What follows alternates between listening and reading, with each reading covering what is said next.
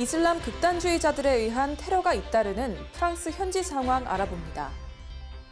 코로나19 사태가 터지자 현장 예배 공간을 과감하게 접고 온라인 교회로 그 방향성을 전환한 교회가 있습니다. 비대면 시대 돌파구를 찾다 해서 이야기를 들어봅니다. 인도차이나 한인선교회협의회가 제21차 태국 대회를 맞아 태국 CGN-TV의 기술 지원을 통해 온 오프라인으로 무사히 개최됐습니다. 한국기독교학회가 한반도의 이념 논쟁이 사라지고 화해와 평화의 신학이 자리 잡기를 소망하는 공동 선언문을 발표했습니다. 전 세계 선교지 소식을 전해드리는 월드리포트입니다.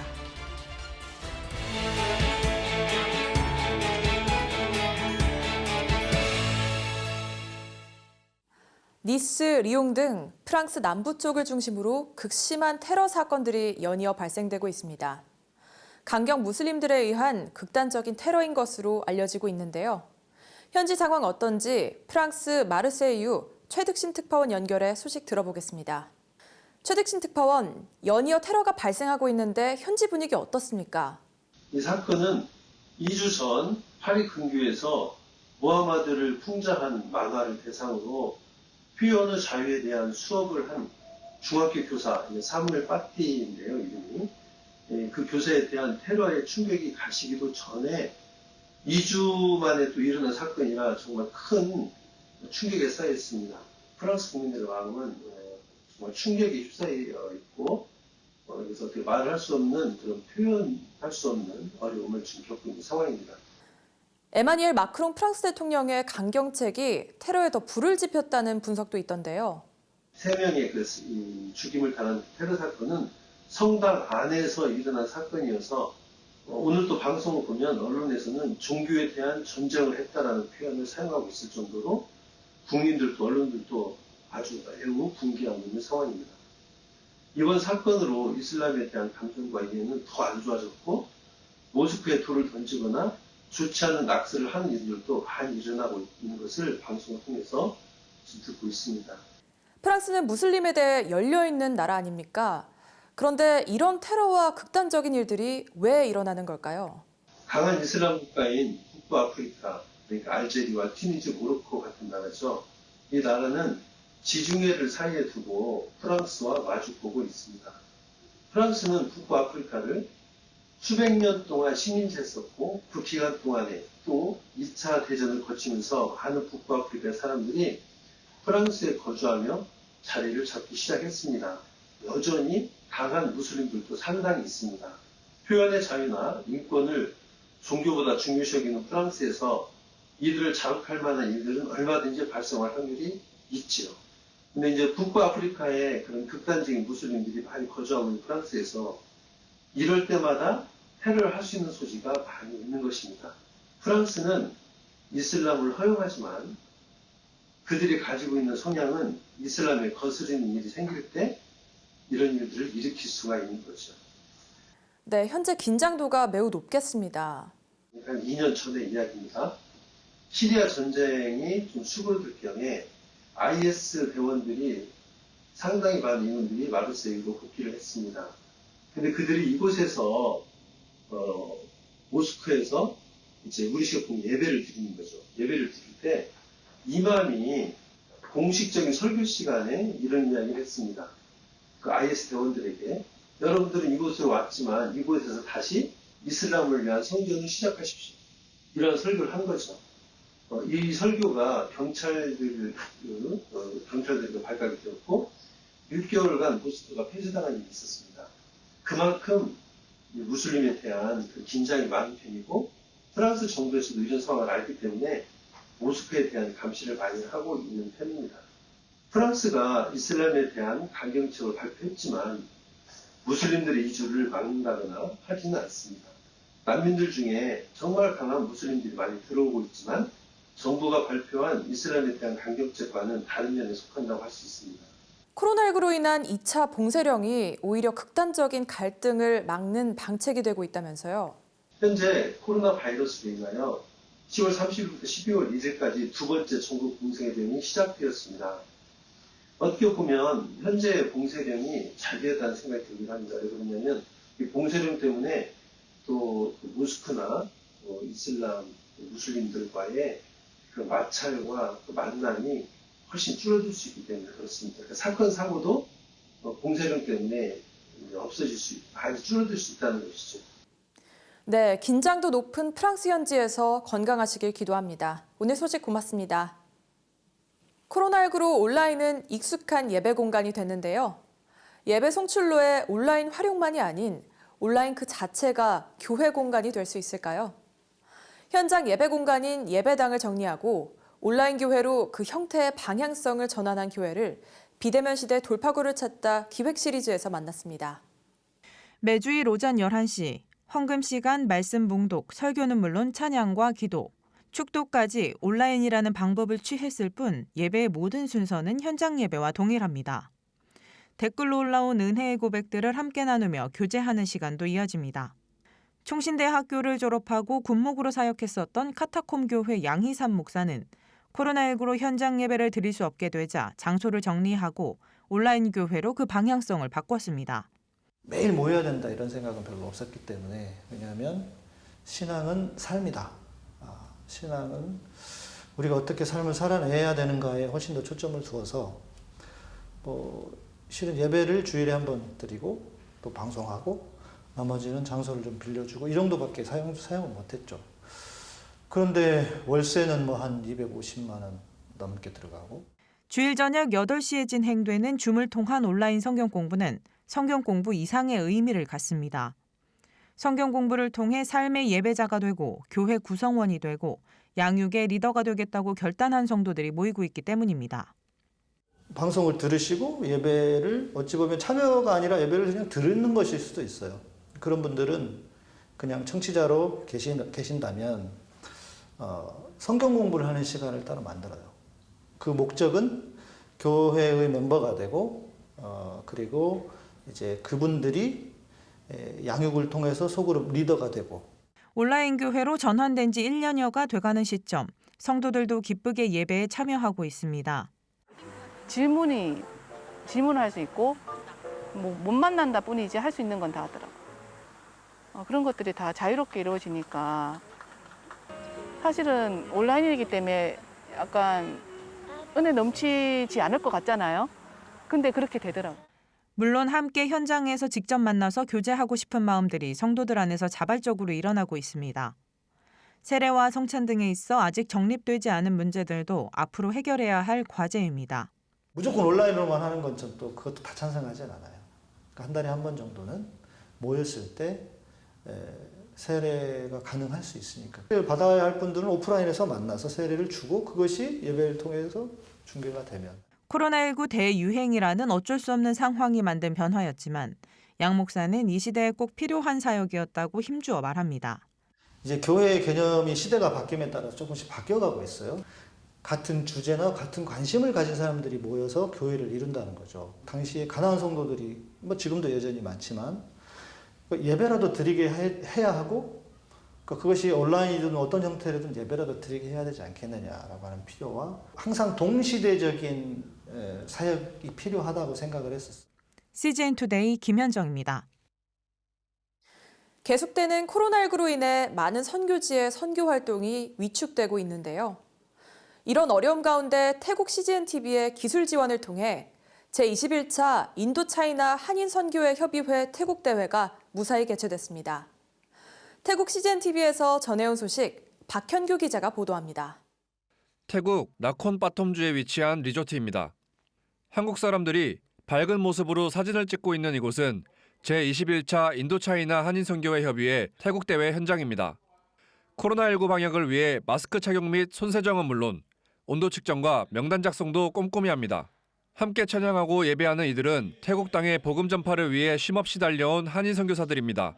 태국, 베트남, 캄보디아, 미얀마, 라오스 등 5개국 한인 선교사들로 이루어진 인도차이나 한인 선교사 협의회는 올해로 제21차 대회를 맞아 태국에서 모일 차례였지만 코로나19로 인해 대회장에는 태국 선교사들만 참석했으며 나머지 4개국 선교사들은 각자의 자리에서 유튜브와 줌을 통해 온라인으로 참석했습니다. 준비하는 과정에서 태국 CGNTV의 기술 지원을 통해 유튜브 라이브와 줌으로 진행할 수 있었다고 오세관 대회장은 전합니다. 기쁜 마음으로 여러 가지 많이 준비를 했는데 뜻하지 않게 코로나19 사태가 일어나는 바람에 참으로 힘들었습니다. 그런데 하나님께서 또 은혜를 주셔서 특별히 태국 CGN TV를 저희들에게 붙여주셔서 온라인과 또 오프라인으로 이렇게 대회를 진행을 하게 됐습니다. 이번 태국 대회는 앞으로의 선교 사역에 있어서 각 나라 간, 지역 간, 그리고 선교사와 현지 사역자 간의 협력이 더욱 필요로 하기에 협력의 아름다움이라는 주제로 열렸습니다. 이번 대회 저희가 주제를 협력의 아름다움 이렇게 정했습니다. 왜냐하면 다른 지역도 다 그렇습니다만 특별히 인도차이나 지역은 협력이 필요한 지역이거든요. 로마서 8장 28절에 나와 있는 것처럼 하나님을 사랑하는 자, 곧 그 뜻대로 부르심을 입은 자들에게는 모든 것이 협력하여 선을 이룬다고 하는 것처럼 또 현지인들하고 협력해서 이 땅에 복음화를 위해서 함께 협력해야 되지 않느냐. 2박 3일간 진행된 이번 대회는 사역보고, 임원 선출, 안건 토의 등 회무 처리뿐 아니라 예배, 기도회와 만찬 등 다양한 시간이 진행됐습니다. 사역지에서 마음 편히 쉬거나 온전히 예배자로서 영적 충전을 받을 기회가 적은 선교사들에게 이번 대회는 위로와 쉼의 시간이 되었습니다. 더불어 코로나19로 인해 매년 한국교회에서 진행하던 여름 단기 선교가 없어졌던 2020년, 코로나 확산 방지를 위해 유튜브 라이브를 병행하면서 선교지 소식을 한국과 세계에 있는 많은 동역자들에게 전할 수 있었습니다. 이건 좋은 기회다. 우리가 전 세계에 알 수 있는 기회이기도 하다 해서 우리가 이 비대면을 통한 유튜브나 그런 어떤 생방송을 통하여 우리 전 세계에 우리 인도차이나 한인 선교사 모습을 보여줄 수 있다. 또한 태국 CGN TV와 함께한 이번 태국 대회가 앞으로 바뀌어질 세계 선교의 하나의 모델이 될 것이라는 기대감을 표했습니다. 앞으로 세계 선교의 방향에 저는 바뀔 거라고 생각이 되어집니다. 우리 근본에 인도차이나 한인 선교사 협의회 21차 태국 대회가 첫 발을 뒤졌다고 생각을 합니다. 특별히 우리 태국 CGN TV가 없었다면 이 일을 할 수가 없었겠죠. 그래서 앞으로는 이렇게 유튜브나 혹은 생방송이나 SMS를 통해서 함께 공유해 나갈 수 있는 방향을 좀 모색해야 될 것 같고요. 마지막으로 인도차이나 지역 복음화를 위해 함께 기도해 주기를 요청했습니다. 정말 하나님께서 한국 선교사들에게 특별히 한국교회에 인도차이나 지역의 복음화를 위해서 현지인과 잘 협력해서 이 운동을 하라고 하는 걸 우리에게 맡기신 거 아닌가 그렇게 생각이 되어집니다. 아무튼 인도차이나 5개국을 위해서 많이 기도해 주시기를 부탁드립니다. 우리 인도차이나가 여러 가지로 어려운데 팬데믹까지 겹쳐서 더 어려운 가운데 있는데 이 모든 선교사님들이 다시 힘을 얻고 힘차게 일어나서 이 어려운 상황을 잘 극복해서 나중에 하나님 앞에 기쁨과 웃음으로 이렇게 내가 어려움 중에서도 이렇게 잘하고 왔습니다. 보고할 수 있는 그런 날이 오기를 이렇게 계속 기도하고 있습니다. CGN 투데이 박형규입니다. 한국전쟁 70주년을 맞아 기독교 학자들이 함께 모여 한반도의 화해와 평화를 선포했습니다. 실질적인 평화 실현을 위해 북미, 남북 간의 대화의 길이 계속 이어져야 할 것 또한 촉구했습니다. 김현정 기자가 보도합니다. 둘, 우리는 한반도를 넘어 동북아 그리고 전 세계에서 모든 폭력과 살상 그리고 파괴가 중지돼야 될 것을 촉구하는 바입니다. 셋, 우리는 제2의 한국 전쟁과 같은 비극이 재발하지 말아야 함을 천명하며 이를 위한 남북 정상회담과 북미 정상회담을 지속할 것을 촉구합니다.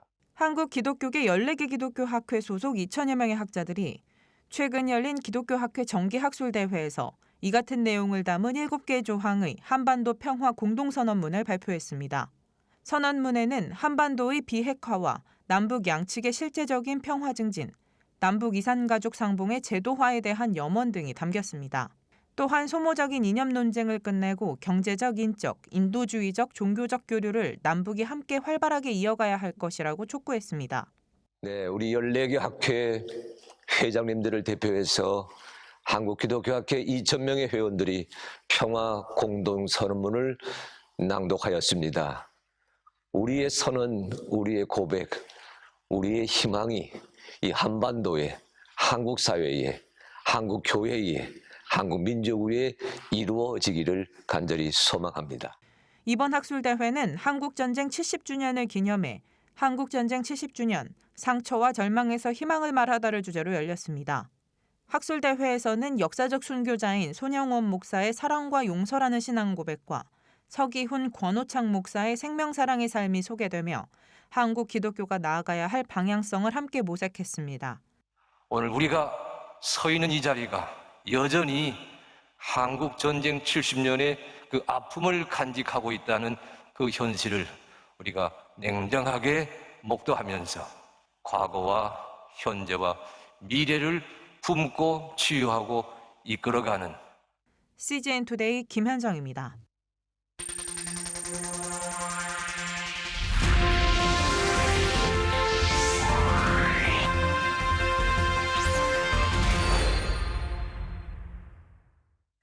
전 세계 선교지 소식을 전해드리는 월드리포트입니다.